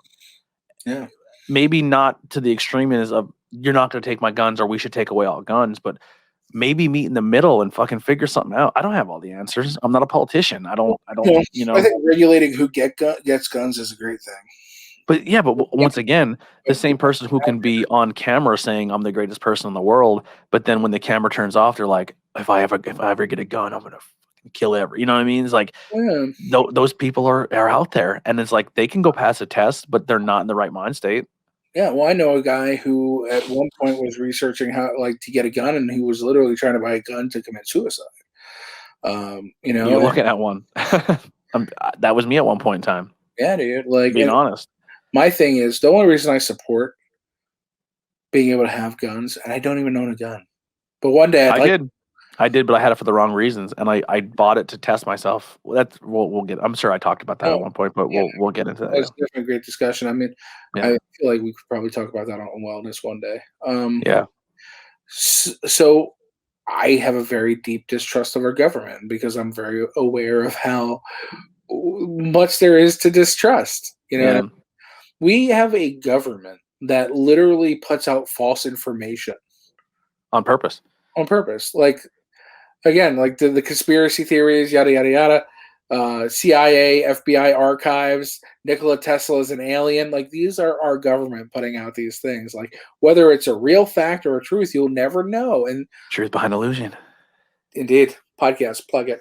No, it's just, I can't trust the government. Therefore, I could not trust them to have complete and control, complete and total power over us with like weaponry. You know what I mean? Dude, a handful of politicians run what millions of people do to live their everyday lives. How crazy is that? It's so ridiculous. And this is where like it's like a popularity contest. Yeah. Like we appoint someone to be like, I stand on this side of the fence, and if I'm on this side of the fence, I'm going to do everything I can to make everyone who believes everything I believe on this side of the fence good. And if you're on the other side of the fence, go fuck yourself.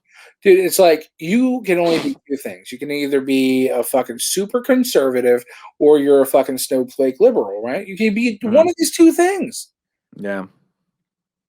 Out of millions and millions of people, like how many people really fall into that blind thinking of I am either this or I am this? It's not me. Mm-hmm. I'm going to say this right now because I think we're going to get to the point where we're going to wrap up here. But when we pitched this idea, it was to bring humor and it was to bring let's find funny shit on Reddit and read about it.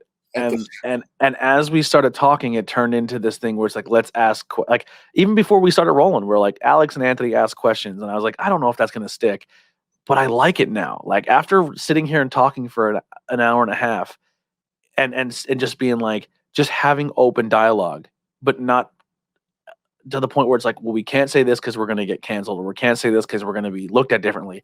No, I think it's like, let's just be open and honest, and just the overall goal here is to learn and to be better ourselves. You know what I mean? And ask questions to be more educated.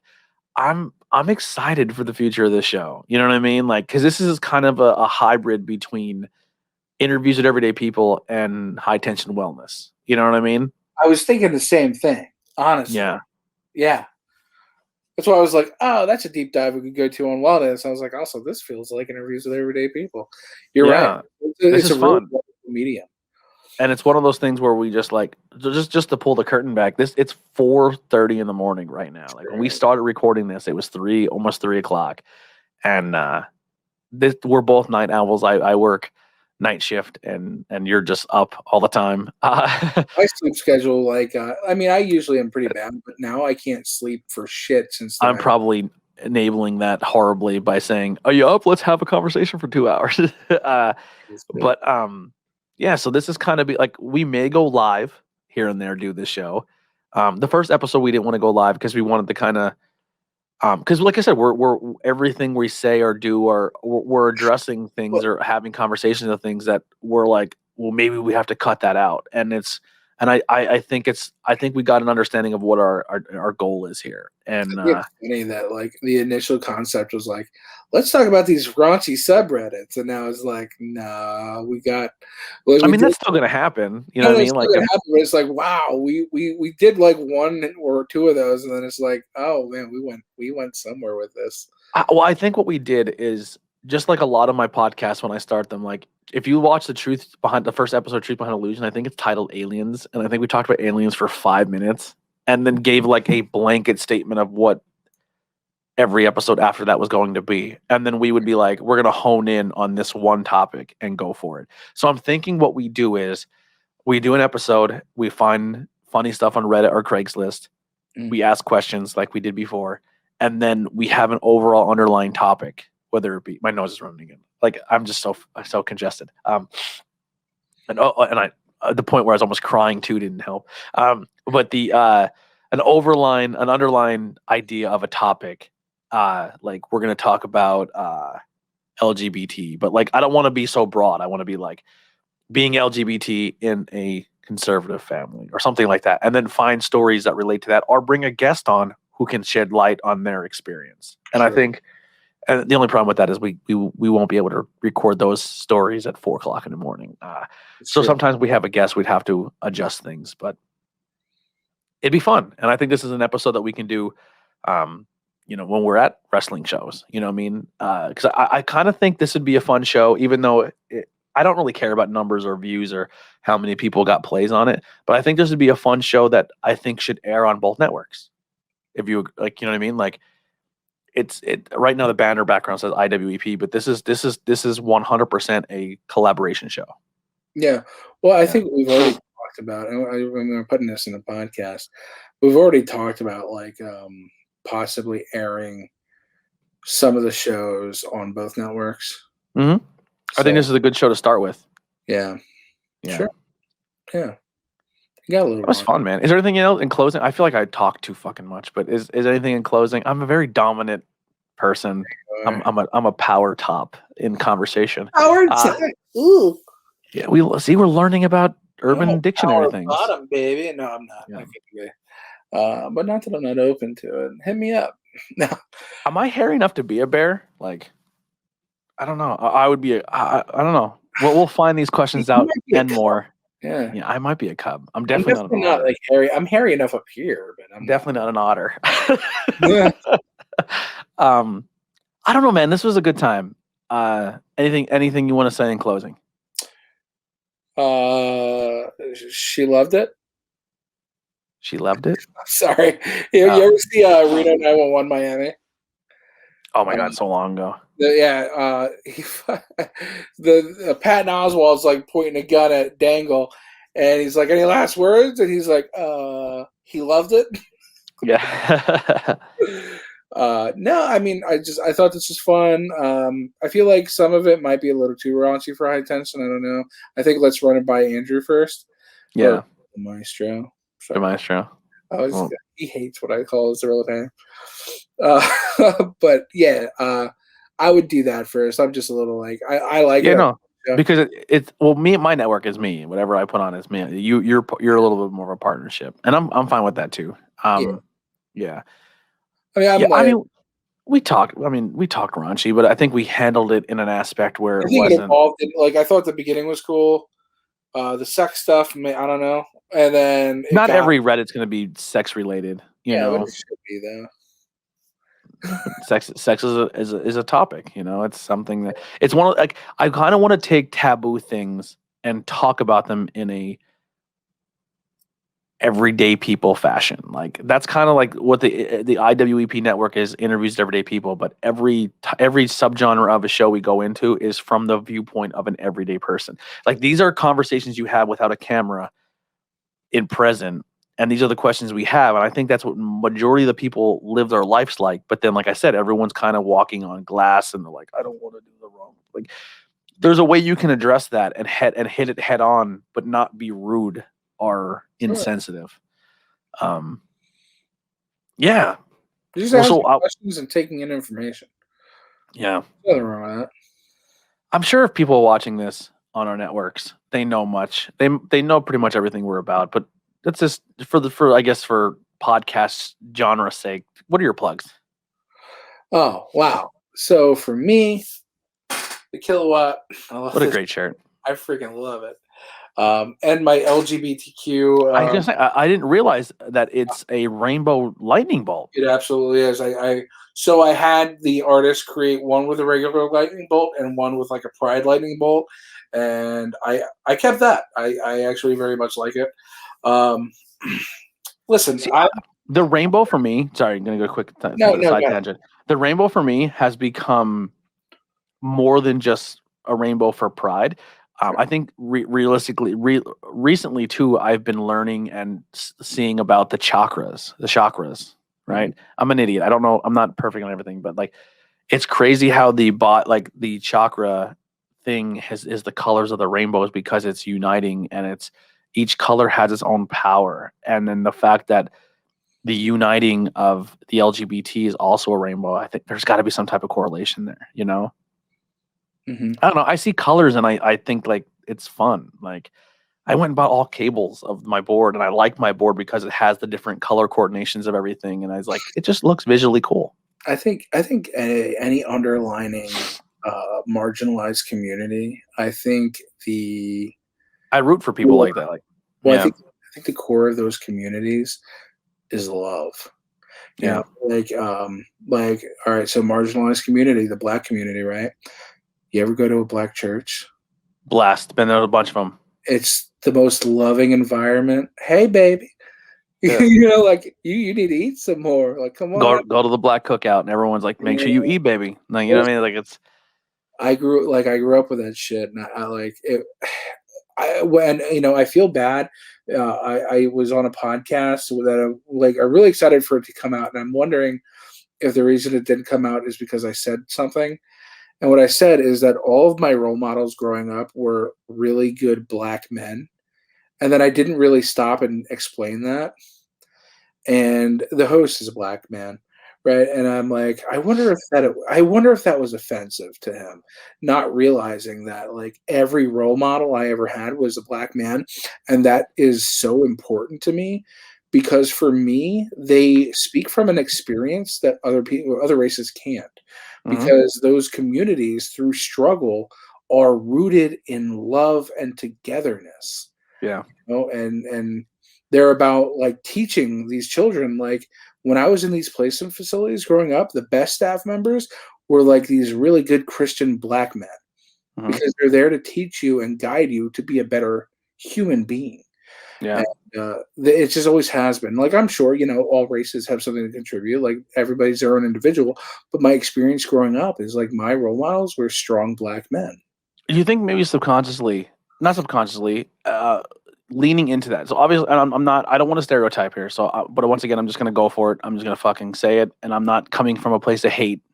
Sure. But like being a black person in our country or in our country, like in general, I think you can do one or two things. You can lean into the constructs that you're told to be, or you can face those things every single day. And instead of getting to the point where you're angry, because if I grew up, I mean, my heritage is Irish Italian. Irish were treated like dog shit, not to the same extent of black people, but were treated really bad. And you can either get angry and cause problems, or you can learn from those problems and become the opposite of what they're trying to pigeonhole you to be. So like if everywhere you go, like you walk down the street and you see an elderly person and I'm not trying to paint every white person into a monster, but there is barriers there. But like it was a conversation I had with a friend of mine. Maybe I should try to reconnect and have a conversation, but I don't know. Maybe there's some damage there with a friendship, but it would be fun to, not fun, but I think it'd be therapeutic to put stupid shit aside and talk. But one of the things he would say to me is like, man, I would go to a grocery store and I would walk down the aisle and they would make contact with me. And I'm over 6 foot. I'm like a 6'5" black guy. And the first thing they do is they get their kid and pull it closer, or they get their purse and they cover it. And and I don't, maybe the person isn't aware they're doing it, but like to him, he would come home and just like dwell on that and be like, fuck, man, like I'm not evil, you know what I mean? Like, and he can go and become angry and bitter about it, or he can learn from those and then help other people become better people. And that was the type of person he was. Like, he was very mentoring, and he was someone who, when I was angry, and I was an angry white kid in School County, and I'm like, man, fucking the establishment. He's like, listen, man, you have no fun. Like, he was kind of teaching me white privilege before I even knew it, before we put a title on it. He's like, you have no, like, your problems are not fucking real. Like, I'm not saying that you don't have real problems, but like, you don't go down the street and fucking someone looks at you and like, all right, he's a black guy in School County, and he's like, I want to be in a relationship, and I want to feel love, and I want to feel acceptance, but like, now I can date a girl of a different race. And is she dating me only because of my race, because she wants to fulfill a fetish or a fantasy? Or is she dating me because she really cares about me as a person? Or is she dating me to get her other significant, like her previous relationship, because this is something he experienced too, angry because she was then with a person of color? You know what I mean? It's like, you don't experience those fucking things. There are things that you will never understand. Like, and now I'm a lonely dude who goes to my house every day and has to deal with that. And he lives in like a lot of self-isolation. And it's like, yeah, I shouldn't be as angry. Because my problems are fucking, people would love to have my problems. You know what I mean? It's just like, yeah. I think like and I don't want to just say white people, but like a lot of people who don't see these discriminations in everyday life, but they see it in TV, start to believe that that's just on TV, that it's not like that anymore. Yep. you're crazy for thinking it is, and you're blowing things out of proportion, and that's simply not true. Just because you don't see it doesn't mean it doesn't exist. Mhm. Not like Santa Claus, because that's not real.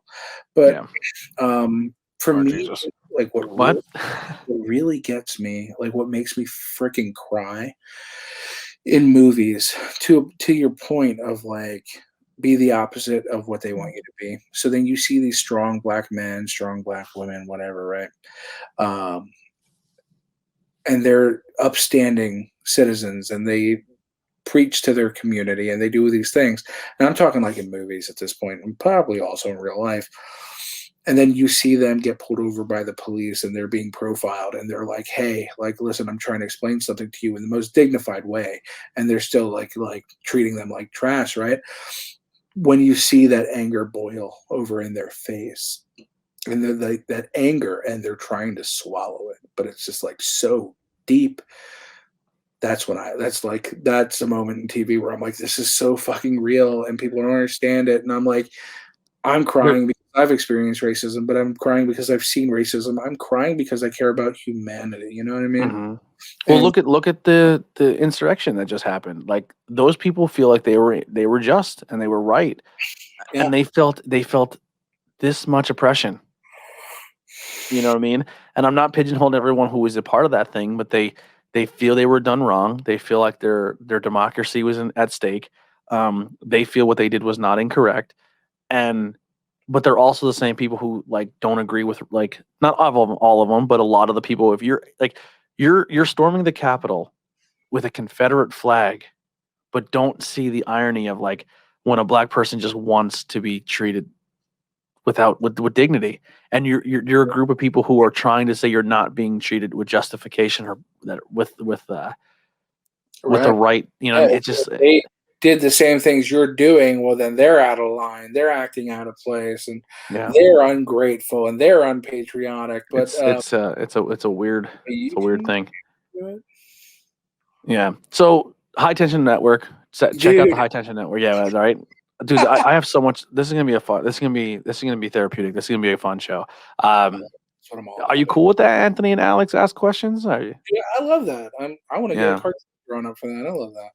I like it. I'll go halfies if you want to get your artist to do it. I'll pay. I'll go halfways. But so definitely subscribe to the High Tension Network. Subscribe to IwEP Network. I think what we're gonna do is we're gonna run maybe 3 or 4 of these episodes. See what people think about. Now, if you're watching this and you've made it an hour and 45 minutes, send a message. Comment below. Tell us topics you want us to talk about. We're gonna do it regardless, because I think it's healthy to talk about these things with one another, and to put them out there for people to hear. But to find out how far this goes, like, I'm not gonna make its own social media. I'm not gonna do all that stuff and try to manage another account unless there's a demand for it. You know what I mean? Like, Put it under interviews with everyday people, in a sense, like, yeah. you know, maybe a separate banner for the Anchor account, but like, Yeah.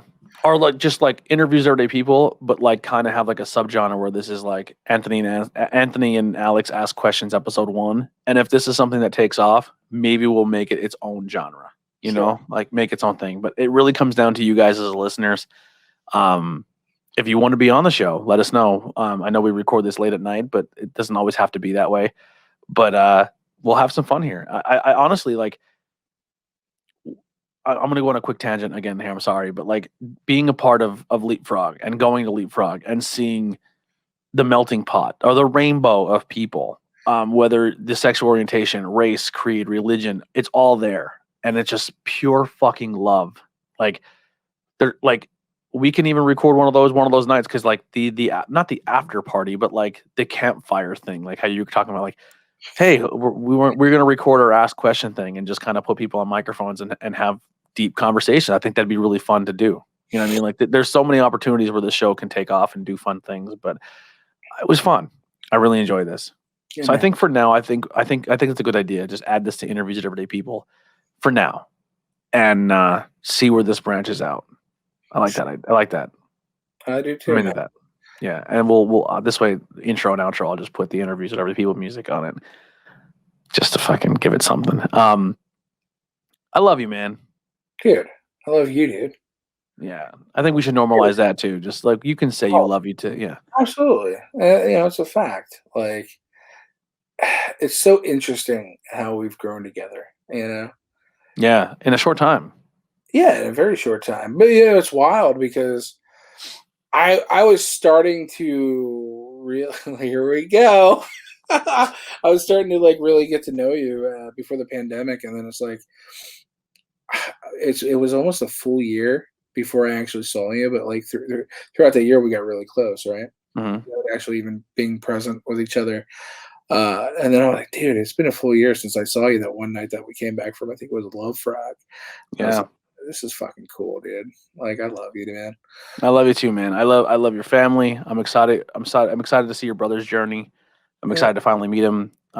Your grandma, your mom, like they're just good people. I don't know. It's beautiful, and I can't wait to continue this. And I think it's fun that we have something like this that we can record. And we don't really have a set date. It's like, hey, I'm free, you're free. You want to do this? You know what I mean? Like no restrictions, just periodical. Like, like, hey, here we go. Let's do this thing. We're bored, whatever. Yeah, and like I say, if something happens in the news or in topical events, and instead of, I don't know, like I'm not throwing shade at people or people who say this or be this, but when people are like, I don't talk about race, religion, or politics, I feel like that's a mistake. I do. I because there's one or two reasons why you say that. One, you're not willing to have the conversation, or two, you probably have an unpopular opinion on those conversations and you're not willing to let your guard down and be an honest person to have those conversations because you're trying to be something that you're maybe not willing to let other people open up to. I'm ready to sit here and talk to you, and like, usually we're dead on the same fucking perspective, but I could be completely wrong, or I could be missing a key point to the fact that I'm like, oh man, my whole perspective is wrong, and now I've learned something, and I can be a better person for it. This is awesome. Yeah, it's kind of like having an episode called "Change My Mind," but going into it with an open mind that you're willing to have your mind changed. Yeah, or I'm willing to ready to hear, just express myself. I don't want to say I don't have values or I don't have strong convictions because I do, but I am like on a human. I'm not willing to set my anchor into the water and or concrete myself into a pillar to say this is what I stand for, and there's nothing you're going to do to change that. You know what I mean? 'Cause I think once you get to that point, it's unhealthy. I agree. Yeah. And that was me for a very long time. I was concreted in. I didn't give a shit. Like, paint me however you want me to paint, And I used to have like a serious identity issue. Yeah, that's dude. In 3 years, I feel like I'm a butterfly that's about to. I'm still in my cocoon and I'm ready to come out. Dude, there's still parts of me where I don't know who I am. Yeah. But that confusion is from a place of do I really have to label this? Do I? Yeah, I hate putting I said, the constructs of putting somebody in a box. Yeah. Do I have to? Why do I have to be in that box? Yeah. Can I just be what I want to be or like what I want to like and not have to feel like it has to have a label? Yeah, it just is what it is. So I don't know. Yeah, this was fun. I hope you guys really enjoyed this as much as we did recording it. We'll see you next time. Make sure you send us some messages. You can email me at interviewswitheverydaypeople@gmail.com, IwEP Network podcast@gmail.com. I think that's it. Or if you're new school, send us a message on one of our social media. Send us a DM. Say, hey, I found this fun topic. I found this fun thing, or I'm into this, or I'm into that. You can follow us on all social media. Mine is Anthony Blackwell. Just search me. It's up. His is The Real Kilowatt on all social media. Go check that out. He has his own merch pages. We have our own merch pages. Support us in any way you possibly can. Help us grow. I just got a whole bunch of new equipment in today. I don't know if you noticed if you're a diehard, but this is a brand new XLR cable. We got a few of those. We got some fun stuff. Making some big changes to the network. That stimulus was nice to. I got my GCW Fight Forever deal. Is that orderable online? Yeah, Or is that like his merch page. I also bought. They're all out of like any size that would be close to fitting me of the Fight Forever shirts, but it has the Leapfrog logo on the back of it. So I bought like a small, and I'm gonna frame it because I'm like sentimental. Yeah, I want to buy just for that reason too, because that was like that was your moment. Like you wanted to work with GCW, and there it was. Yeah, Do they have extra large, or is that gone? I'm not sure. You'd have to check that out. Is it on IwTV.com? No, it's gcwmerch.com. As soon as we get off, I'm going to do that. Awesome. Thank you guys so much. Your interviews everyday people, I try to sneak some stuff in there and tell my own stories, but maybe this is the platform where we can do that for ourselves and kind of and I have plenty of stories that I'd love to tell. Yeah, it was fun to kind of dive into your brother's story a little bit. I know he just came home from like the club, and he's trying to experience trying to experience the ladies. Just experience the world. Like he missed out on so much in 3 years, and it fascinates me to find out, to kind of take a deeper dive. I'll be honest, like having him, like it's been like, dude, it's like your third night out, and you're at a fucking like club. Like I'm not gonna lie, I would probably do that as well. If I came home and I was away for 3 years, I'd be like, I need social interaction. I've been told to live in a box forever. Like.